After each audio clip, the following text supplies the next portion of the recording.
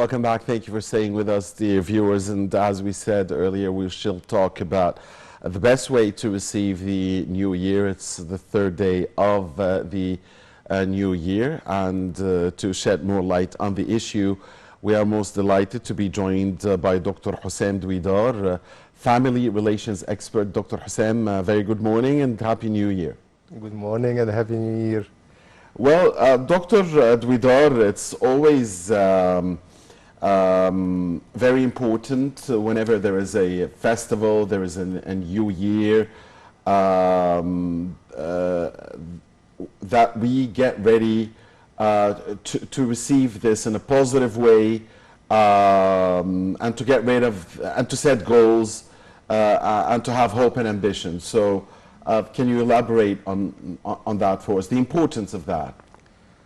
First of all, I'd like to say Happy New Year for each one all over the world.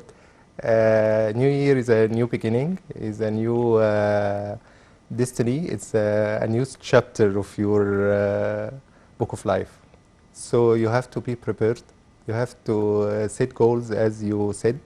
Once we have a goal to achieve, or many goals, maybe you can set many goals to achieve and set your plans. Start your year with a happy starting, and just put your plans in steps and enjoy each step you will take during the year.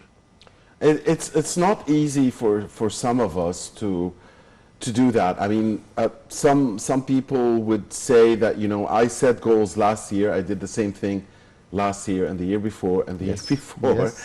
And many of these goals were not achieved to a certain extent. Yes. To a certain level. Of course, I mean, this is life. There are moments of happiness and moments of frustration and sadness. So if somebody is not really, you know, motivated to do that, and one would tell him or herself, you know, I'm not up to it, you know, it's just another day, another year, it's just, you know, Another year. Yeah, another year. Yes. So what would you tell that person?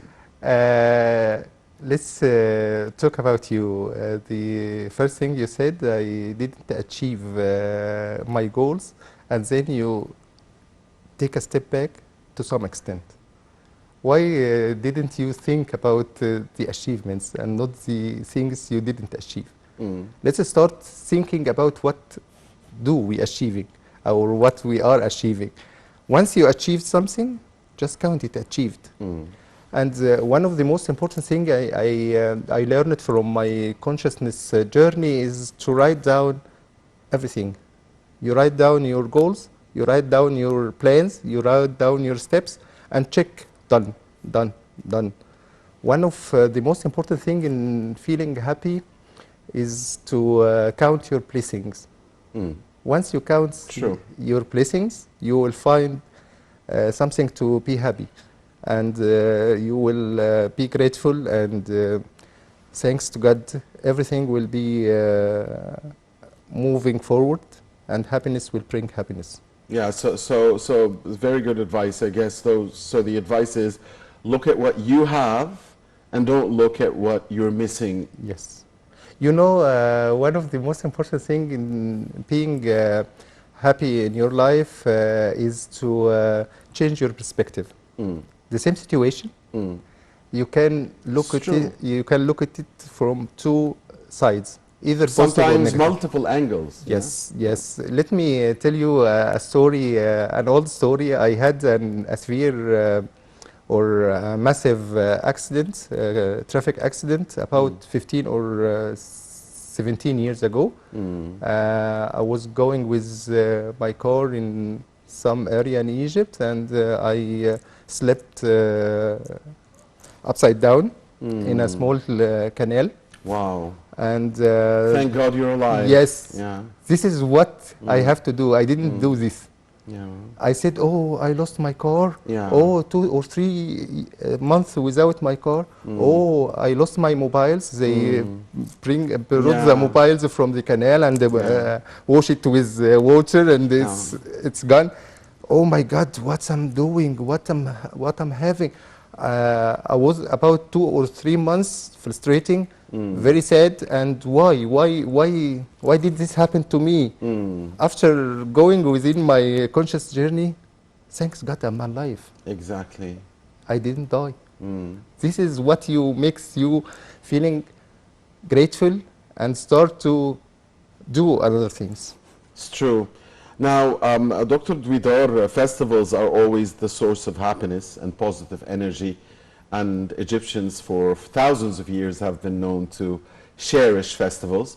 So talk to us about the importance of that point, celebrating a new occasion, for, in our case here, the new year. How is it important in re-energizing ourselves? You know, happiness is a state of mind. Once you want to be happy, you will be happy. It's not easy, like I'm talking, Yeah, but yeah. it has a lot of practice and have a lot of work to do to be happy. Celebrating and the festivals is one of the most important things, because you will see a lot of happy people around you. You will see a lot of smiling people around you. You know, one of the most important things also in happiness is to smile. Just smile.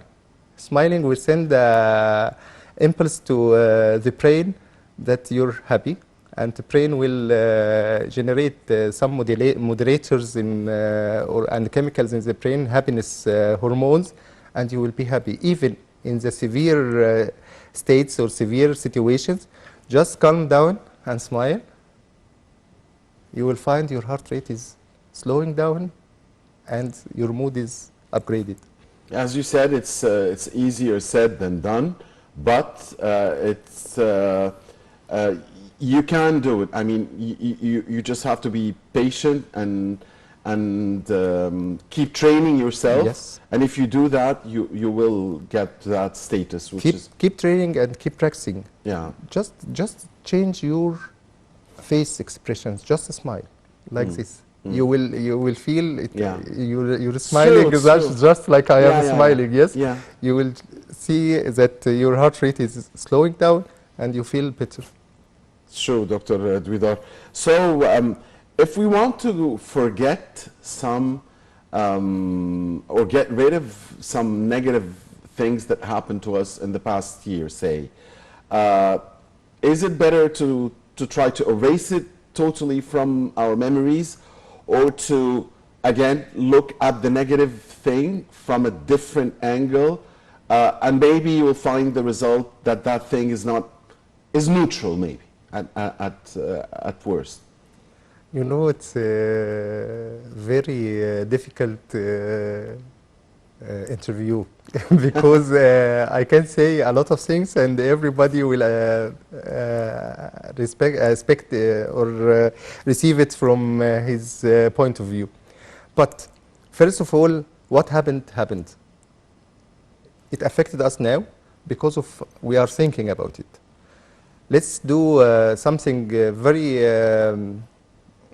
important. Let's have a let go practice.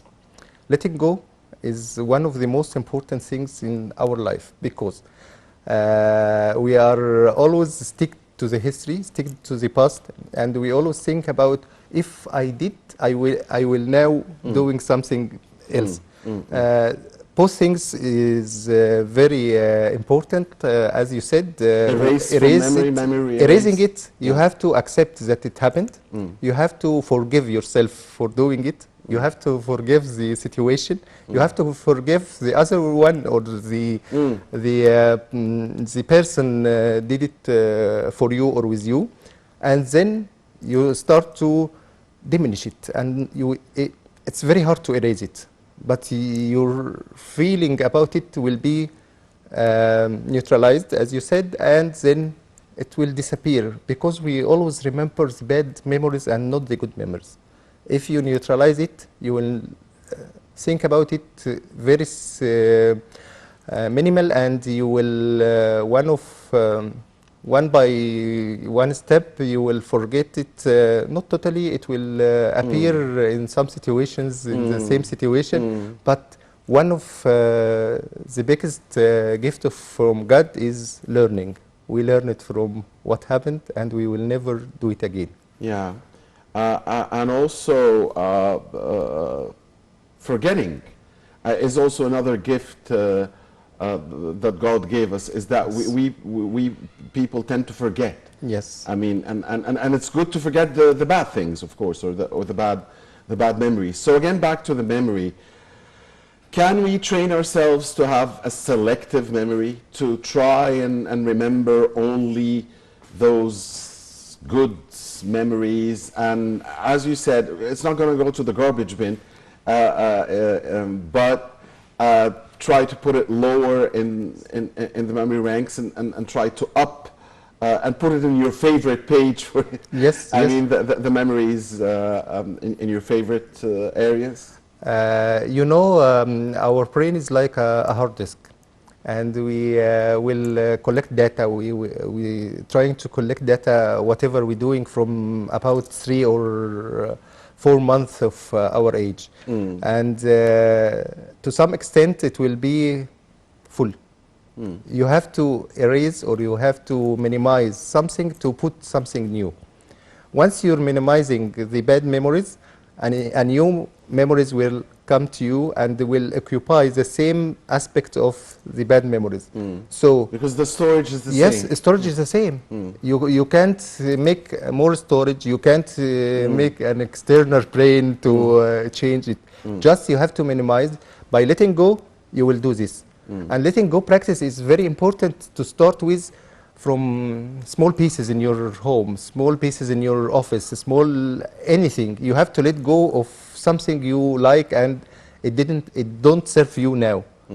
If it doesn't serve you now, you have to get rid of, and you have to let go.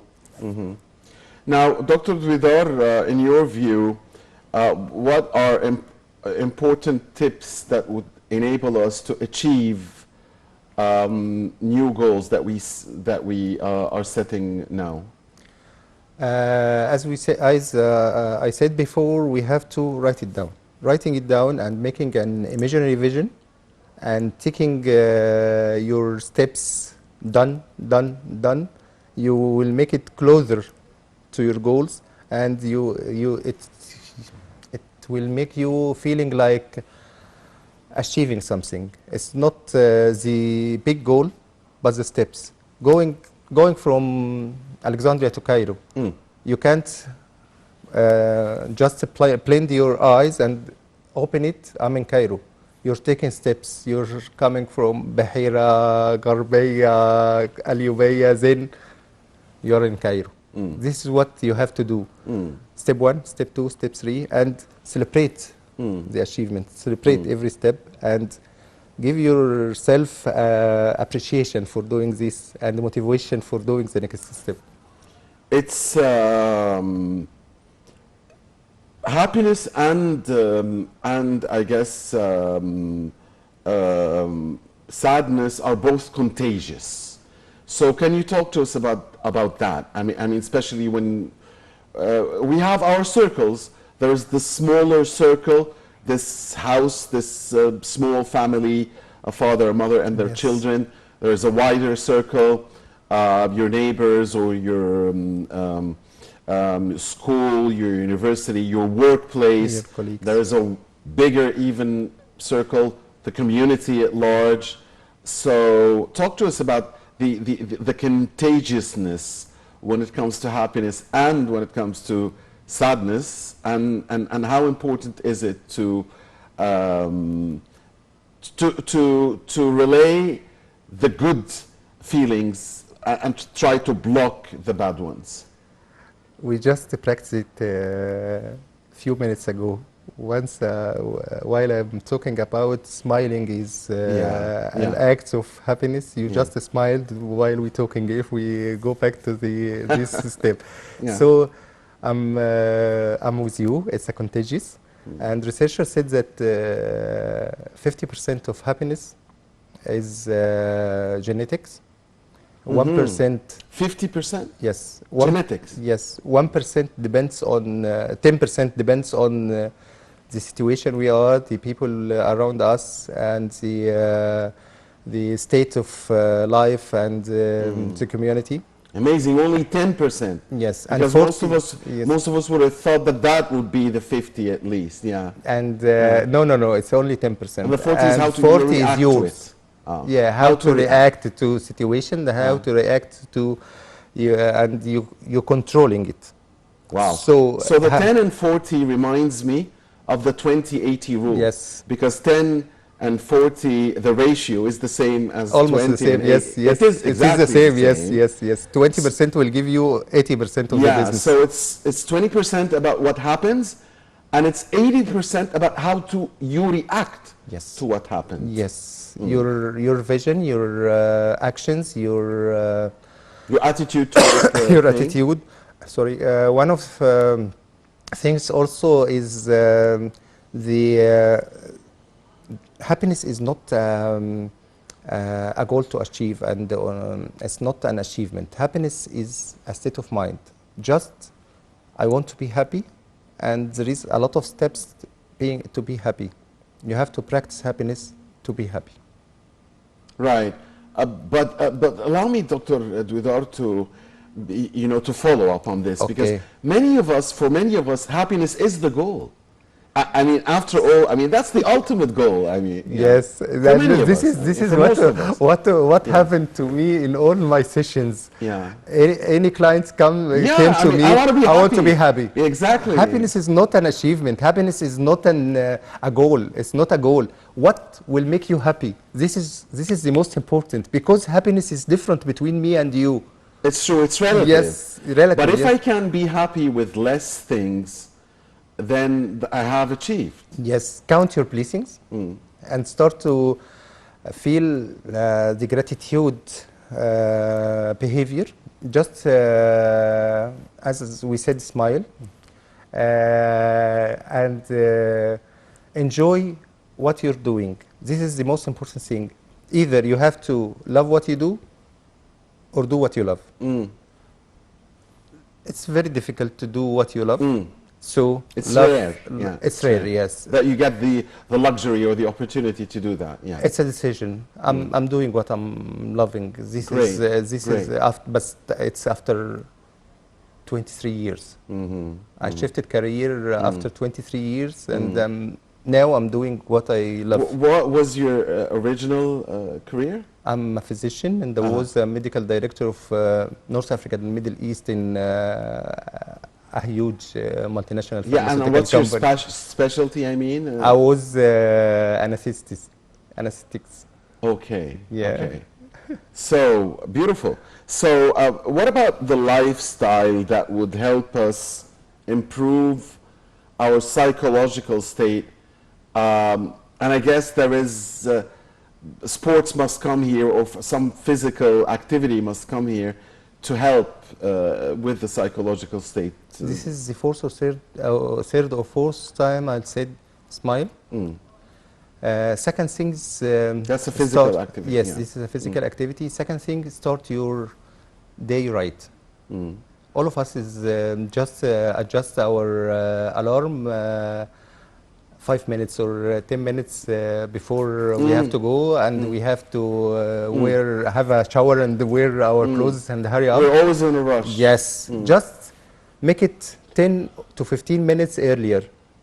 Have your meditation in the morning. Thanks. Do your gratitude exercise in the morning. You're alive. You're woke up with a good health. Yeah. You can do it. Just take your coffee or tea or whatever you take, very slowly, and start your day with these 10 to 15 minutes. It will make a difference. Yeah, it gives you a lot of relaxation. Yes, it makes a difference in the day. Don't be in a hurry. Every day you're in a hurry. You're doing the same thing. It will be ridiculous to do the same thing every day, and you will not be, anxious to do it. It's true. Yes, just 10 minutes, 10 to 15 minutes. It will be different. Start your day right.